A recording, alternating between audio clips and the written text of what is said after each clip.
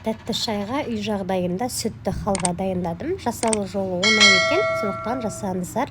Керегі 1 стакан су, қант, оны пешке қойып қайнатып сиропын дайындап аламыз.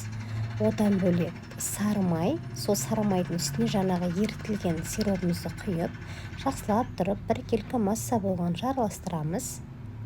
Мінекей, енді осының үстіне құрғақ сүтті салып, тағы да араластыратын боламыз. Ешқандай комок, түйіршік болмауы қажет.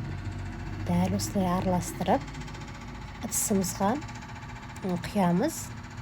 Мен қағаз төседім, алу оңай болсын деп. Сосын бетін әсемдік ретінде осындай кесілген орех түрімен қолдансаңыздар болады. Бетін салафанмен жауып, тоңазытқышқа қатыруға жібердім. 4-5 сағаттан кейін алып, осылай кесіп, шаймен бірден жеп қойдық. Сондықтан сіздер де жасаңыздар.